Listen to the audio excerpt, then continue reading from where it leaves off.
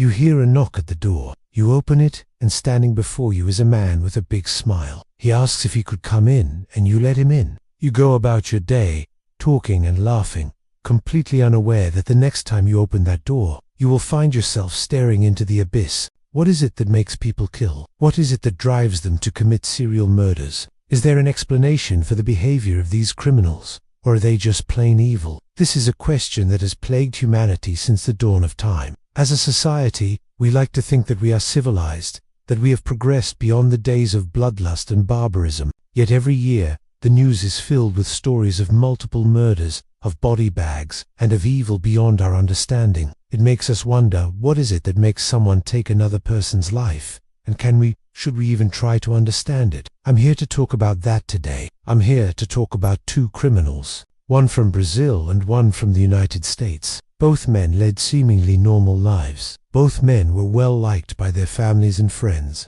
Both men had jobs, and both men had access to weapons. But only one of them used those weapons to take innocent lives. Only one of them became a serial killer.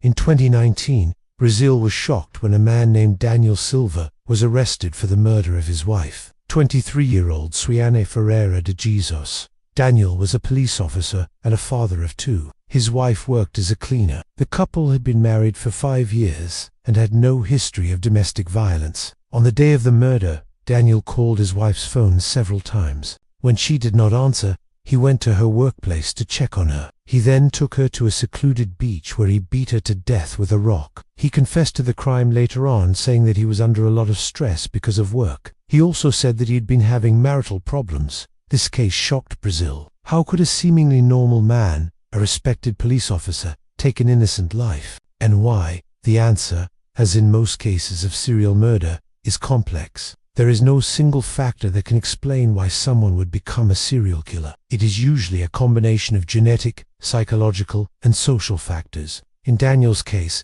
experts believe that a combination of his stressful job, his marital problems, and his own personal demons led him to commit murder. But what about the other man, the man from the United States? Well, his story is even more shocking. Between 1974 and 1996, a man named Gary Ridgway terrorized the state of Washington. He was known as the Green River Killer, and during his reign of terror, he took the lives of at least 49 women. Gary was a truck driver and a father of 3. He lived in a small town and was active in his church. He seemed like the perfect family man, but behind closed doors, he was a monster. Gary confessed to his crimes later on and said that he was driven by a need for power and control. He said that he chose his victims because he wanted to feel like a god. Both of these men were serial killers. Both of them took innocent lives. But one thing is for sure, they are not monsters. They are very human, and that is what makes them so terrifying. Before we wrap up, let's take a moment to remember the victims in this case. Their names were Suiane